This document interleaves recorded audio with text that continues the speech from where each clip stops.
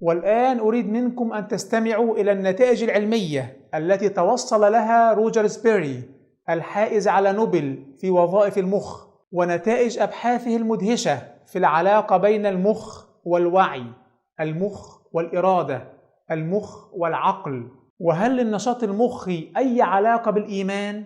نستمع لكلام روجر سبري ثم نعود إليكم.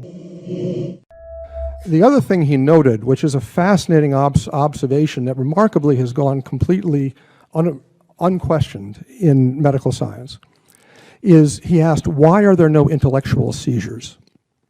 We know about seizures.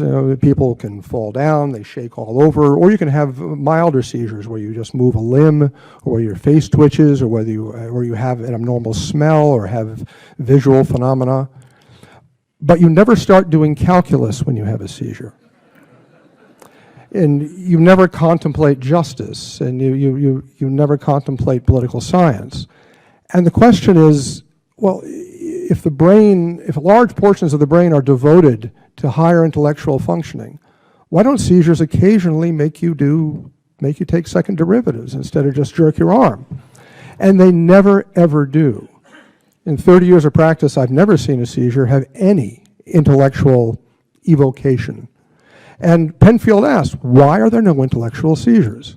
So his answer as to why he could not find agency by stimulating the brain and why he never observed an intellectual seizure was that the intellect and the will in human beings is not in the brain. It's not material.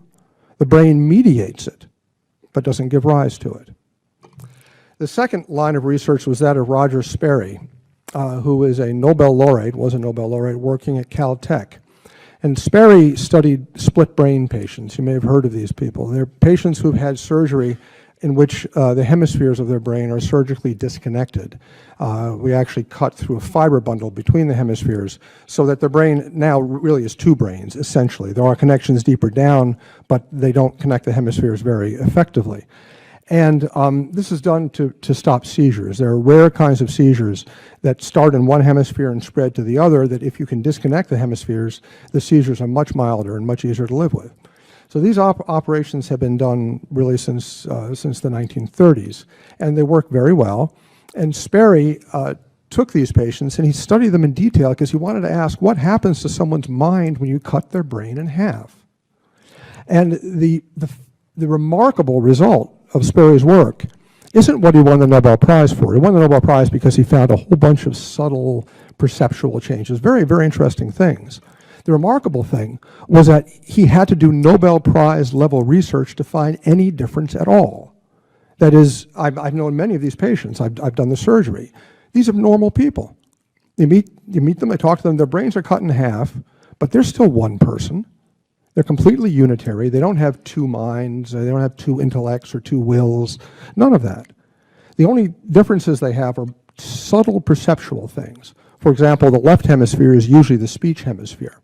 And if you have your brain cut in half, only something presented to your right visual field, which is the visual field that your left hemisphere sees, can you speak about.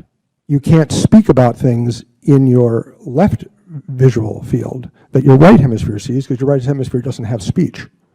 Now, what people do is they'll look and they'll cheat, even unconsciously. So there are perceptual differences, and they're differences that won Sperry a Nobel Prize for figuring out, but they're very subtle. Your intellect, your will, your sense of self is still unitary, even though your brain is split in half. So what Sperry showed, in the same way that Penfield showed, that agency and intellect in human beings is immaterial, Sperry showed that the mind is metaphysically simple. It can't be cut. You can't split the mind. But you can split the brain, but not the mind. ليس هناك ما يسمى بنوبات الصرع الفكري. يوجد فقط نوبات صرع عضلات، عضلة يحصل لها تشنج، لكن أبدا لا يؤثر الصرع على الفكر أو العقل.